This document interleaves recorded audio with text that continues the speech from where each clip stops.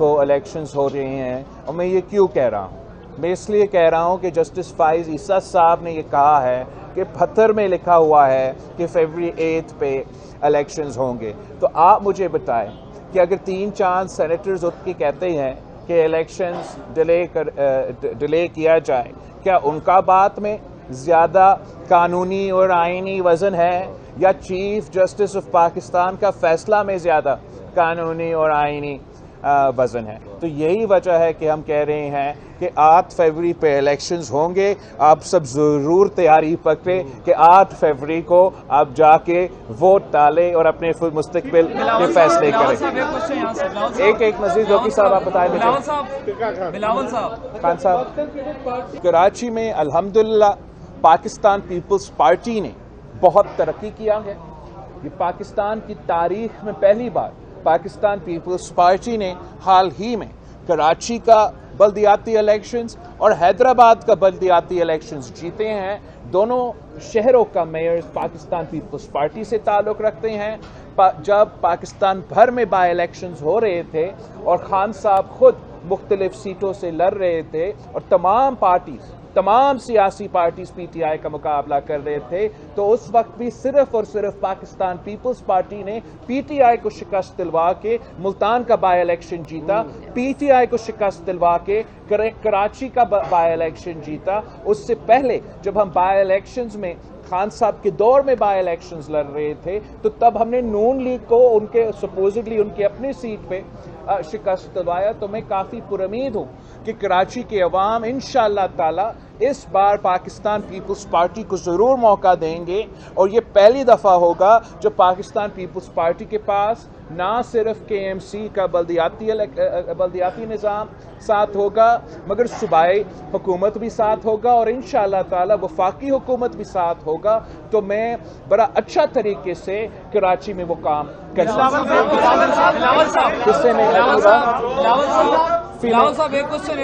آپ نے 2 سوال کیا ہے۔ جہاں تک الیکشنز کی بات ہے، وہ تو الیکشنز کی بعد کی باتیں ہیں، الیکشنز کے پہلے کی باتیں نہیں ہیں۔ اس وقت جو ہے میں تو تمام سیاسی جماعتوں کا مقابلہ کر رہا ہوں۔ میں ایک تیسری آپشن کے طور پہ پاکستان کے عوام پہ اپنے عوامی معاشی معاہدہ پیش کر رہا ہوں، جس کے 10 نکاتی ایجنڈا میرے خیال میں بے روزگاری، غربت اور مہنگائی کا مقابلہ کر سکتی ہے، اور ہم واحد جماعت ہے جو یہ منشور سامنے لے کر آتے ہیں۔ تو امید ہے کہ ہم اپنے حکومت بنا سکیں گے۔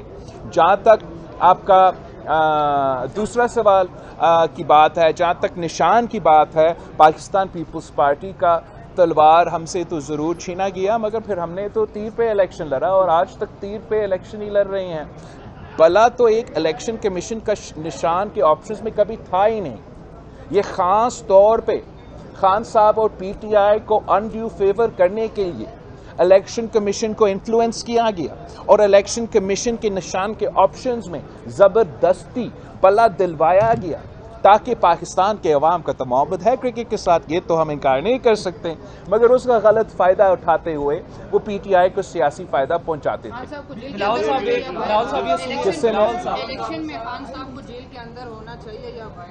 دیکھو، الیکشن سے کوئی تعلق نہیں ہے نا۔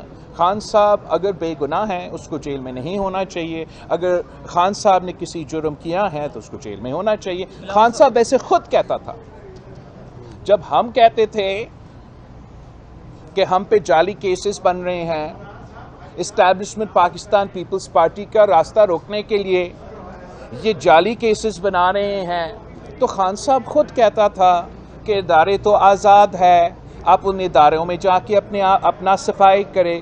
تو اب خان صاحب کو وہی کرنے چاہیے، ان ادارے میں اپنے آپ کا صفائی کرنا چاہیے، اور اسی کا کیا ہوا جو اس نے پاکستان کی سیاست میں شروع کیا، اب وہ خود بھگت رہا ہے۔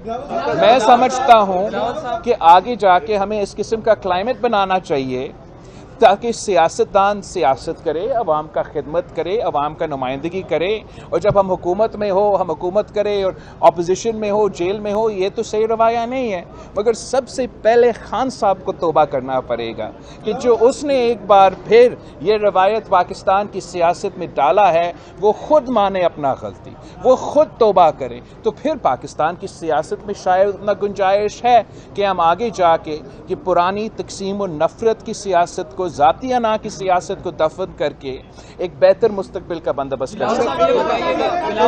اسد طور صاحب، میں تو پاکستان پیپلز پارٹی کو جو پھانسی کے اوورال جو ہم کہتے ہیں سزائے موت کے بارے میں، ہم تو نہیں سمجھتے ہیں کہ ہمارا نظام میں اتنا شفافیت ہے کہ کسی کو کے خلاف اس قسم کا فیصلہ، وہ تو پاکستان پیپلز پارٹی کا اپنا شاید نظریاتی اور اصولی موقف رہا ہے۔ خان صاحب کا کیا موقف رہا کہ سارے چوروں کو چوک پہ آپ پھانسی دلوا دے، 200 بندہ کو مروا دے، پورا نظام صحیح ہو جائے گا؟